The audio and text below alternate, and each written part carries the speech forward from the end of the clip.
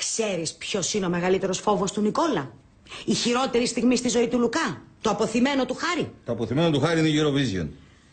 Δεν ξέρω τι λες, Κώστα, εγώ έχω σοκαριστεί. Δεν ξέρουμε τίποτα για τα παιδιά μας. Μόνο μια επιφανειακή γνωριμία έχουμε.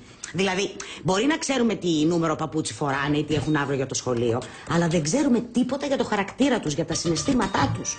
Τι διάβασες πάλι, παιδάκι μου? Το 100 τρόποι να νιώσεις χάλια για το παιδί σου? Όχι, Κώστα. Διάβασα το best seller «Το παιδί μου, ένας γνωστός άγνωστος». Γνωστός άγνωστος. Τι μπουρδες είναι αυτές. Τι τίτλους βάζουν για να πουλήσουν βιβλία? Γνωστός άγνωστος. Λες και είναι τρομοκράτης.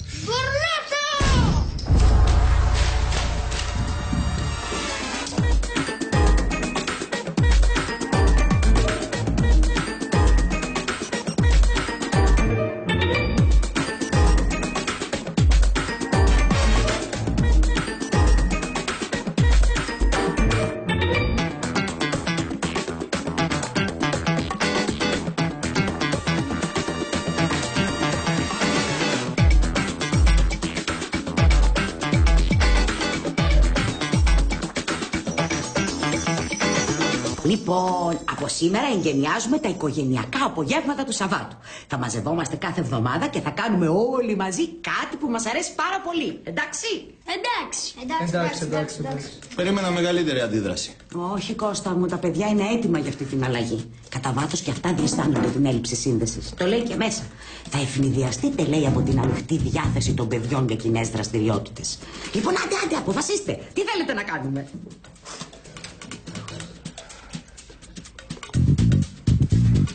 Λοιπόν, αποφασίσαμε. Εγώ σινεμά, ο Νικόλας ηλεκτρονικό και ο Χάρης σκέιτ. Πάμε!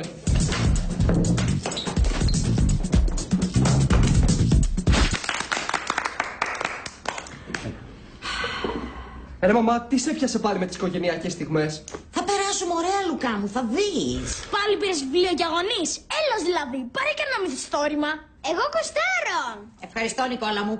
Λοιπόν, μέσα σε εκείνο το κουτάκι έχω βάλει χαρτάκια με τα ονόματά μας. Εντάξει, θα τραβήξουμε ο καθένας από ένα. Και, όποιος τραβήξει εμένα κερδίζει. Θα κρατήσετε κρυφό το όνομα που σας έτυχε. Και οι υπόλοιποι θα κάνουμε ερωτήσεις και θα προσπαθούμε να βρούμε ποιος είναι.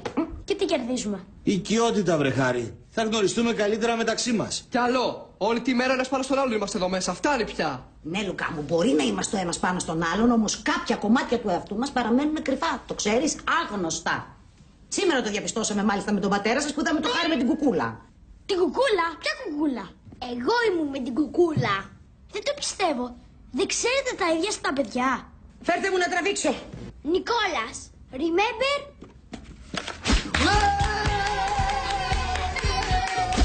Είναι αγόρι ή κορίτσι? Αυτό δεν γίνεται να το απαντήσουμε. Αν πούμε κορίτσι θα καταλάβουν όλοι ότι είσαι εσύ. Πρέπει να κάνουμε συμβολικές ερωτήσεις. Ας πούμε, αν ήταν δέντρο, τι δέντρο θα ήταν? Αυτό ήτανε. Από αύριο θα βγάλω διαρκεία στο ψυχολόγο. Θα ήταν πλάτανος, μεγάλος και δυνατός. Αν ήταν ταινία? Θα ήταν ταινία δράσης με εκρήξεις και βόμβες. Εμένα έβαλες. Ξεκουράσου, πατέρα. Μα αφού είμαι πλάτανος. Αν ήταν παιχνίδι, δεν θα ήταν ποτέ παιχνίδι, Νικόλα. Γιατί ποτέ δεν παίζουν με αυτό το άτομο. Τον εαυτό του έχει, ρε, η ψωνάρα. Γιατί ψωνάρα? Αλήθεια σου είπα. Αλλιώς δεν θα με βρίσκατε με την πρώτη.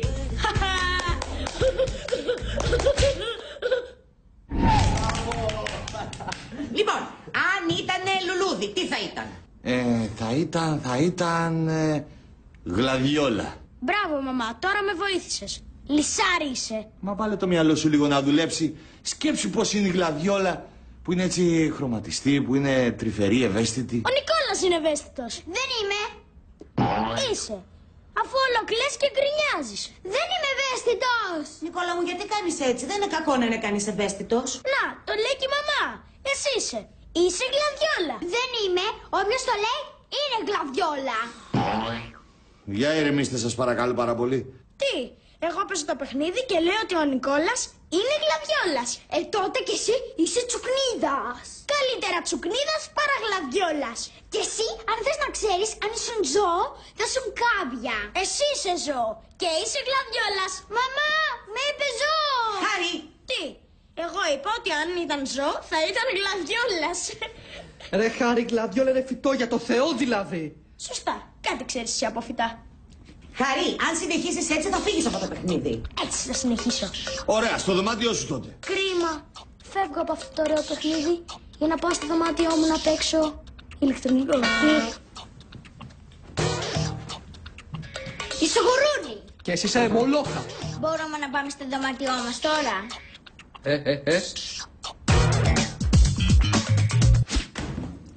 Γεια σας. Ρε Κώστα, χόντοκ τους έφτιαξες. Είναι ωραία. Επίσης είναι πολύ παχυντικά και ανθυγιεινά. Αυτό που τρως, παιδί μου, είναι βουτυγμένο στα νητρικά άλατα. Τι είναι μητρικά έλατα? Εντάξει, παρασύρθηκα, βραγάπη μου, μια φορά. Ναι, Κώστα, μια φορά η πίτσα, μια φορά το χόντοκ, έτσι γίνονται τα υπέρβαρα παιδιά όμως. Χάρη, τι ήταν αυτό? Μπατραχάκι, έχει πολύ γρασία το σπίτι. Ζητά συγγνώμη αμέσως. Συγγνώμη. Δεν ξέρω πώς μου συμβαίνει τέτοιο πράγμα. Ξέρω εγώ. Τα νητρικά άλατα που σας έλεγα. Δεν χωνεύεται αυτό το πράγμα. Θα μου πείτε επιτέλους τι είναι μητρικά έλατα? Νητρικά άλατα. Είναι ένα πράγμα που βάζουν μέσα στο κρέας για να συντηρείται. Ρε Λουκά. Συγγνώμη.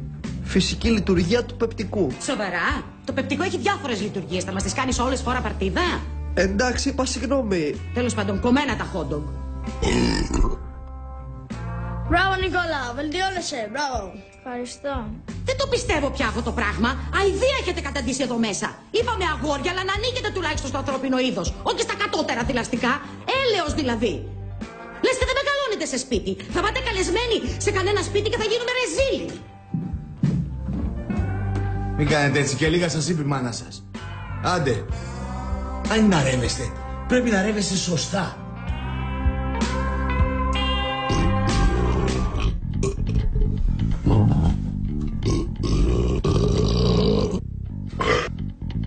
Πω, μπαμπά, δεν περίμενα ότι θα το πω ποτέ αυτό, αλλά είμαι περήφανος για σένα. Κώστα! Ο Νικόλας. Ας το βρερένια το βιβλίο τώρα. Τι θες? Ξέρεις, λένε ότι η βάση για μια σωστή οικογένεια είναι το ζευγάρι. Ακριβώς. Δηλαδή εμείς.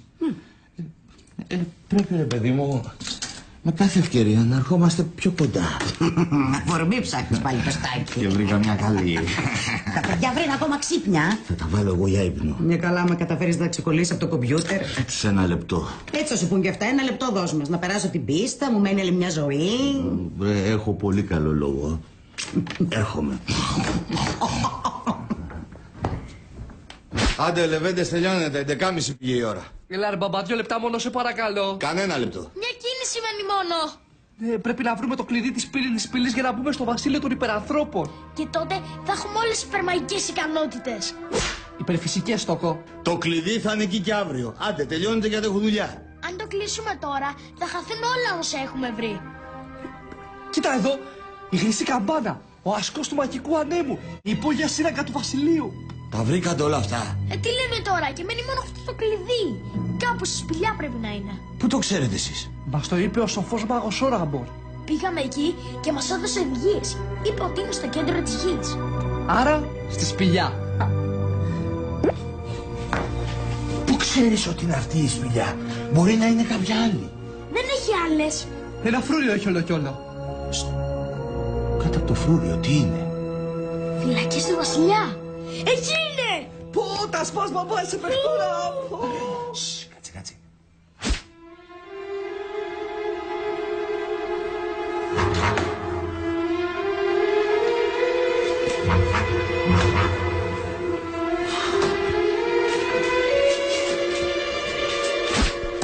Κώστα, είσαι με τα καλά σου. Σε έστειλα να μαζέψεις τα παιδιά και εσύ παίζεις. Τώρα, τελειώνω το 5ο επίπεδο.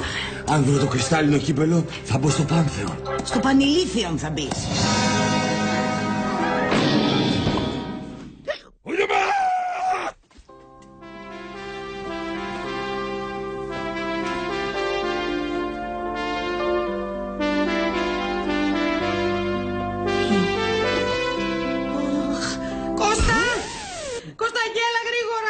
Τι είναι, βραγάπη μου? Κοίτα τι βρήκα. Πού τα βρήκες αυτά? Εδώ. Του Λουκά θα είναι. Τι λες μωρέ? Ναι, βρε, θα το έδωσε η Ναταλία. Κώστα, δικά μου είναι, δεν τα αναγνωρίζεις. Ας το καλό. Τώρα που το λες. Το θέμα, αγάπη μου, είναι πώς βρέθηκαν εδώ κάτω αυτά τα σουτιέν. Έτοιμοι! Έτοιμοι! Οπλίσατε! Οπλίσαμε! 3, 2, 1, πιτ! Mayday, Mayday! Επαναλαμβάνω, Mayday, Mayday! Κόψα out! Κόψα εκτός μάχης! Να δεις πω ο μάγκας ο Λουκάς τα πήρε για εξάσκηση. Τι εξάσκηση, ρε Κωστάκη. Ρε άκου που σου λέω, δουλειά σου, αντρικές κουβέντες. Αυτή είναι η δουλειά μου, αγάπη μου, να μεγαλώνω 3 αγόρια. Λέγε. Πώς να σου το εξηγήσω τώρα. Για τον άντρα είναι περίεργο πράγμα το σουτιέν. Χρειάζεται μια εξοικείωση, είναι πολύπλοκο πράγμα. Έχει χιλιάδες κουμπώματα διαφορετικά κάθε φορά. Έχει κόπιτσες, έχει κορδελάκια, έχει λαστιχάκια, έχει σούστες, κομμωδίνα. Κομμωδίνα, αγάπη μου. Θέλω να σου πω ότι είναι εξαιρετικά περίπλοκο πράγμα. Χρειάζεται εξάσκηση. Ακόμα και εγώ δυσκολεύτηκα πολύ να το μάθω. Σιγά τον άθλιο του Ηρακλή. Τι να πούμε κι εμείς που το ανοιγοκλίνουμε πίσω από την πλάτη μας. Και εμείς, μην νομίζεις. Πίσω από την πλάτη σας το ανοιγοκλίνουμε.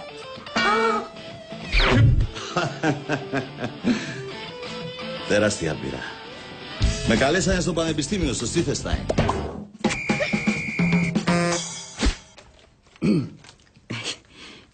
Ενοχλώ. Κλείστο λίγο, βρε παιδί μου, να μιλήσουμε. Τι θες ρε μάμα πάλι, να παίξουμε κανένα παιχνιδάκι, να δεθούμε σε κανένα δέντρο, τι? Μη φωνάζεις, αγάπη μου, να τα πούμε ήθελα μόνο λίγο. Να σου πω κάτι, εγώ σε καταλαβαίνω. Νιώθεις αδικημένος και έχεις δίκιο. Τα αδέρφια σου είναι πολύ μικρά και όλη την ώρα κάνουμε πολύ παιδικά πράγματα. Εντάξει, δεν με πειράζει, το έχω συνηθίσει. Ναι, αλλά εγώ καταλαβαίνω ότι εσένα τώρα σε απασχολούν άλλα πράγματα. Και απλώς ήθελα να σου πω ότι αν τυχόν έχεις την ανάγκη να μιλήσεις με κάποιον, εγώ είμαι εδώ. Δεν θέλω να συζητήσω, να διαβάσω θέλω. Μπορώ. Το φαντάστηκα ότι δεν θα θέλεις να μιλήσεις, γι' αυτό και πήρα την πρωτοβουλία να σου πάρω αυτό το βιβλίο που έχει μέσα ό,τι χρειάζεται να ξέρεις. Τι είναι αυτό? Μην τα ανοίξεις τώρα, να φύγω πρώτα. Γιατί? Μωρέ, ντρέπομαι να είμαι μπροστά όταν τα ανοίγεις. Γιατί μαμάκα ντρέπεσαι? Τι έχει μέσα? Είναι ένα βιβλίο για την σεξουαλική διαπαιδαγώγηση των εφήβων. Πας καλά ρε μαμά, δεν τα χρειάζομαι εγώ αυτά. Πώς, Λουκά μου, έφηβος είσαι. Πρέπει να ξέρεις ορισμένα πράγματα. Και επειδή αποκλείεται να ρωτήσεις είτε εμένα είτε τον πατέρα σου. Μαμά, δεν χρειάζεται να ρωτήσω, ξέρω ήδη. Ναι, χαρά μου, ξέρεις. Δεν πειράζει, αν δεν το χρειάζεσαι, άστο εκεί πέρα σε μια γωνιά. Και αν το χρειαστείς, σε περίπτωση που.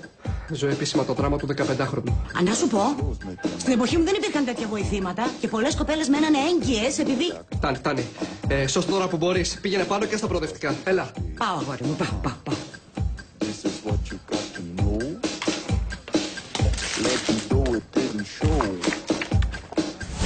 Τώρα τι προβληματίζεσαι, χαζοπέχνιδο ήταν. Εμένα μ' άρεσε. Θες να παίξουμε οι δυο μας? Τι να έχω εγώ εσένα και εσύ εμένα. Θα βάλουμε και ένα κοινό γνωστό στο μυαλό μας. Πλακίες δεν θέλω. Ράτα με. Ωραία. Αν ήτανε φάρμακο, τι θα ήτανε? Σιρόπι που κόβει το βήχα. Αν ήτανε φυτό? Βρύο και λιχίνα. Αν ήτανε φρούτο, τι θα ήτανε? Αν ήταν φρούτο θα ήταν ξινάγκουρο. Κωστά τη μάνα μου έβαλε. Όχι, στορκίζομαι. Χάρη, ελάτε. Κωστάκι μου, θα βάλεις εσύ χαρτοπετσέτες. Λουκά, τρώμε. Σε με Ρένια τώρα, όρεξη για φαΐ έχω. Πρέπει να παραδώσω επεισόδιο και δεν έχω γράψει λέξη. Δεν πειράζει, αγάπη μου, θα φάμε και θα σου έρθουν ιδέες. Χάρη, άντε. Από ποιον θα μου έρθουνε, από τα παιδιά μας? Σαπουνόπερα γράφω, δεν γράφω θρίλερ.